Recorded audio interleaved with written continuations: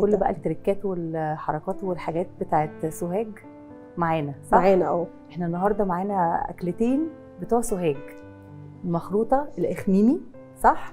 والمفروكه. المفروكه كل اهل الصعيد بيعملوها وعارفينها وسهله وعارفينها، واحنا برضو عايزين نقدم حاجات سهله بس ناس ما تعرفهاش، يعني بتوع القاهره ما يعرفوهاش. لا صح، حتى لو معروفه بمسميات تانية، مش كده؟ مش كده. طب تحبي نبدا النهارده بايه؟ بالمفروكه على طول، يلا بينا. المفروكه الصعيدي: عيش بلدي بايت، سمنه بلدي، عسل او سكر، زبيب ومكسرات، ولبن جهينه حسب الطلب. هنجيب الطبق. اوكي.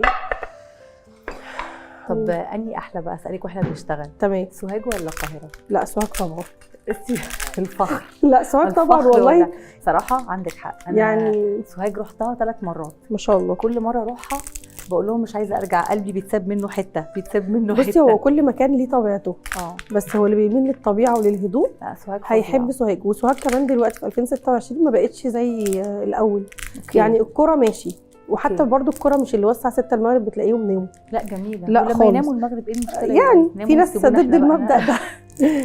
لكن في محافظه سوهاج نفسها جميله قوي. لا على فكره انت هتلاقي نفسك في القاهره الكورنيش وفندق الصفا وشارع 15 الاماكن هناك اصلا تعجبك يعني. لا هي مدينه جميله قوي. وبعدين اولا طبعا فيها موضوع التولي ده، القماش بتاع التولي ده. ايوه ده من ايام الفراعنه يعني. الموضوع ده حتى احنا النهارده لابسه من ديزاينر مصريه ما شاء الله. شيماء الجابي.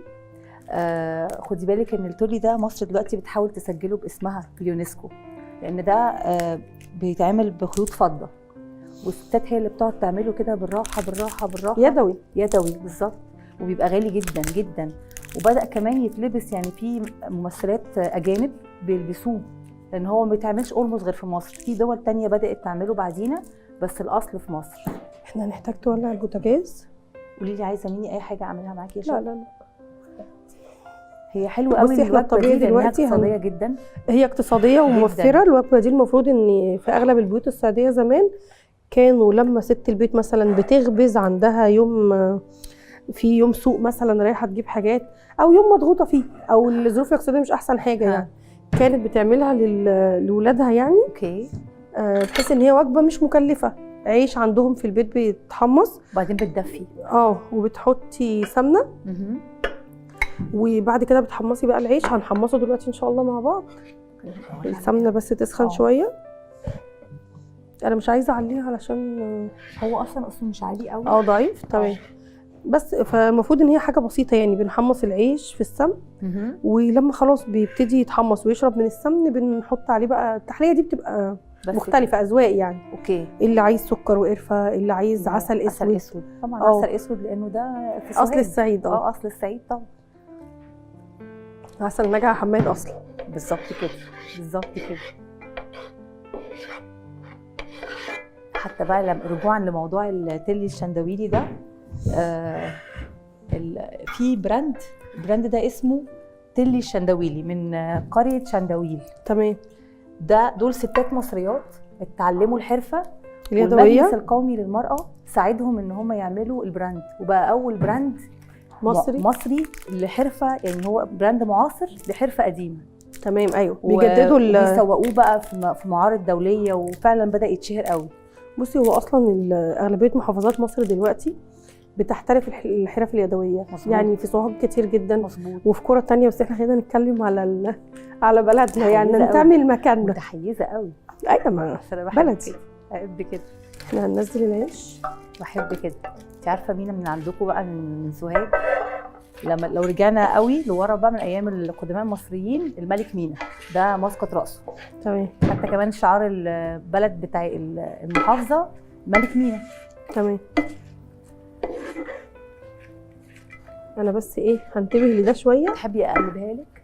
لا عايزه تقلبيها تساعديني. لا انا معاكي اللي انت عايزاه. احنا ممكن لو عايزه تساعديني تجيبي لي طبق بعد ما نحمرها نحط فيه، عشان جبتوه. هنحط في ده. طيب هيبقى كبير شويه. كمل بقيه التكسير. عايزه نعمل العيش كله. تحبي اساعدك انا اكسرهم بسرعه؟ ماشي خدي. حاضر. طب يا شيخ احكي لي بقى، انت بداتي البيزنس بتاعك امتى وايه الموضوع؟ وبداتي ازاي، والاكل اللي بتعمليه اكل صعيدي ولا اكل بيتي ولا ايه بالظبط؟ ماشي هقول لك. انا بدات بقالي دلوقتي يعني اساس بقالي سنتين وكام شهر، دي أوكي. السنه الثالثه ها فاتحين كيتشن كامل. ما شاء الله. قبل بس مش سيت ان يعني، لا لا لا, مطبخ لا بس. اونلاين بس. اوكي. بس عندنا توصيل. ده احسن حاجه، اه احسن حاجه. قبل وطبعا كل كده المكونات احنا غنيه عن التعريف. لا طبعا. لا الحمد لله بنشتغل بماتيريال طبيعي، اللحمه عندنا كلها بلدي. انا بعتمد في المطبخ عندي على الطيور التربيه البيتي. اوكي. السمن البلدي، يعني الحمد لله بنحاول بقدر الامكان نشتغل بخامات طبيعيه، ربنا يبارك. يعني تنتمي للطبيعه نوعا ما. صح. لان انا ايه اللي بيفرقني عن اي مطعم بره او اي اكل انت هتشتريه؟ الماتيريال والخامه صح. وجوده انت عايز تاكلي اكل بيتي، انت صح. مثلا موظفه، ست بيت او حد مش فاضي وعايزه حاجه تساعدك مثلا في فمش هتجيبي بقى الاكل الفاست فود اللي في الشارع، فبتشتري ايه؟ الاكل البيتي بتاعنا او بتاع اي مطبخ. مظبوط. ده اللي بيفرقنا انت مقطعه كبير عن المطاعم اللي بره. انا عادي كنت ست بيت عاديه، عندي ولادي بس من كام سنه خلاص بقى كبروا ما شاء الله، يعني كلهم دخلوا المدارس، فانا فاضيه ومش بحب اقعد، ببقى عايز، انا بحب المطبخ اصلا جدا. اوكي. لا هو واضح عليكي. لا دي حاجه بسيطه. فبدات اعمل المشروع بتاعي. الاول عملته من البيت اصلا، قعدت حوالي سنه وشويه. بعد كده لما ربنا كرم والطلبات بتزيد وفي حد كده اصلا طلب مني اوردر معين وسالني هتعرفي تعمليه؟ فقلت له ايوه. تقولي لي اوردر ايه؟ هقول لك والله عارفه اللي هو كان بيتحداني اصلا. قال لي ايوه. قال لي المراه الصعيديه ابدا. ما هو الفكره ان هو كان طالب حاجه صعيديه جدا، يعني عارفه حاجه اصلا قديمه ومش اي حد بيعرفها في القاهره بالذات. طب ممكن تقولي لي؟ بص هي اكله كده صعيدي جدا، بتتاكل عندنا في عيد الاضحى. اوكي. عباره عن لحمه في دمعه كده. اها. وبتتغمز مش بعيش، بتتغمز بفطير ابيض، عارفه الرقاق؟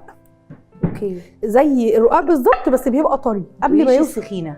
لا مش سخينه.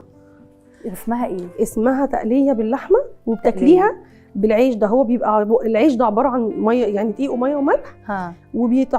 بيتعمل بالمنشبه لحد ما يبقى زي الرقاق بتاع القاهره. أيوة بس بيبقى اكبر. وقبل ما يوصل لمرحله ان هو يبقى متحمص بيخرجوه، يطبقوه، يحطوه في فوطه مطبخ بحيث ان هو يفضل محتفظ بطراوته، يبقى لسه طري. برافو عليك.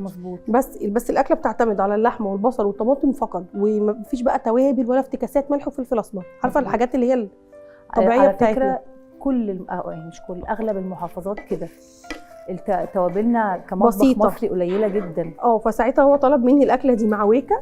اكيد الويكا دي اكله اصل الصعيد يعني. طبعا. وفراخ بقى محشيه وحاجات زي كده، بس كان هو اهم حاجه عنده الويكا والطاجن ده. وعايزه بقى بتركاتك.